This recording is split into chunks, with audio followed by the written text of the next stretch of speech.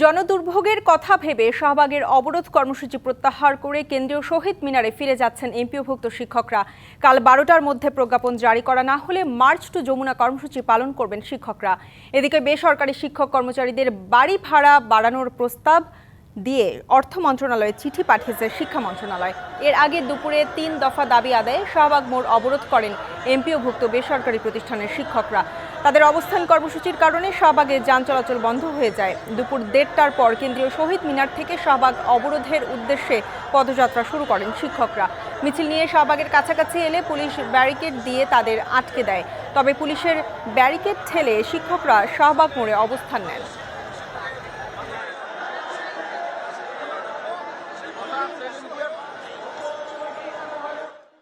একই দেশে একই শিক্ষা ব্যবস্থা, কেন শিক্ষকরা বঞ্চিত হবে?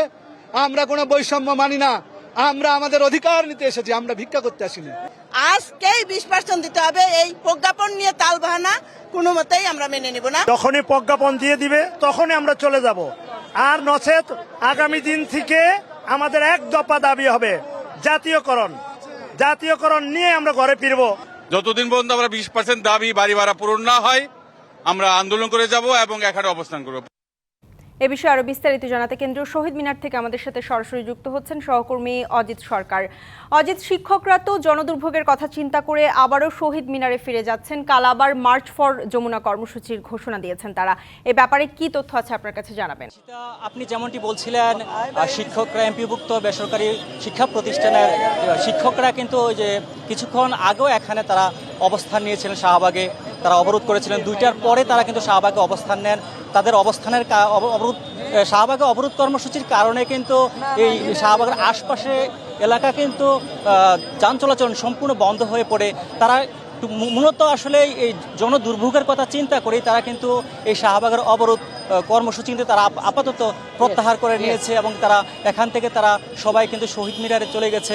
তারা যেমনটি আমাদেরকে বলছিলেন যে তারা আপাতত তারা অবরোধ কর্মসূচি প্রত্যাহার করে নিল। আগামীকাল বেলা 12টা পর্যন্ত তারা সময়সীমা বেঁধে দিচ্ছেন যে বাড়ি ভাড়া 20% বৃদ্ধি সহ 3 দফা তাদের যে দাবি সেটা যদি প্রজ্ঞাপন আকারে জারি করা না হয় বেলা 12টার মধ্যে তারা কিন্তু যমুনা অভিমুখে লং মার্চ টু যমুনা তারা পদযাত্রা করবেন। তারা এমনটাই আমাদেরকে জানিয়েছিলেন। এখানে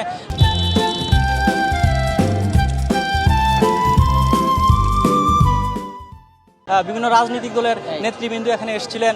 বিভিন্ন শিক্ষক ফোরামের পক্ষ থেকেও তাদেরকে সংহতি জানিয়েছেন। এনসিপির পক্ষ থেকেও তাদেরকে আসলে সংহতি জানিয়েছেন এবং কি এনসিপির নেতা হাসনাত আবদুল্লাহ তাদের সাথে কথা বলেছেন। আপনি জানেন আরেকটা বিষয়, তারা কিন্তু আজকে সকাল থেকে কিন্তু তারা কেন্দ্রীয় শহীদ মিনারে কিন্তু তারা অবস্থান কর্মসূচি পালন করছিলেন।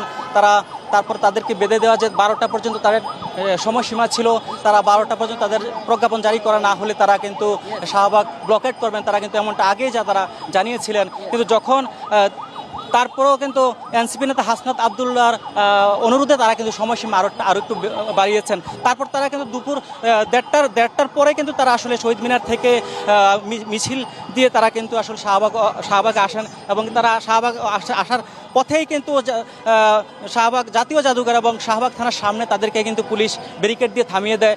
তারপর তারা ব্যারিকেড ভেঙে কিন্তু তারা শাহবাগে অবস্থান নেন। তাদের অবস্থানের কারণে কিন্তু আসলে শাহবাগে যান চলাচল কিন্তু সম্পূর্ণ বন্ধ হয়ে পড়ে।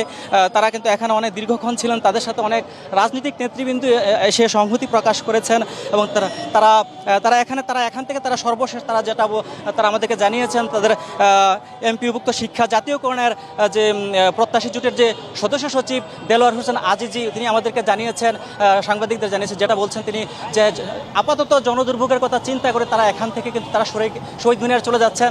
আগামীকাল 12টার মধ্যে যদি তাদের যে প্রজ্ঞাপন যদি জারি করা না হয় তারা কিন্তু মার্চ ও যমুনা তারা কর্মসূচি পালন করবেন, এমনটাই তারা আমাদেরকে জানিয়েছেন।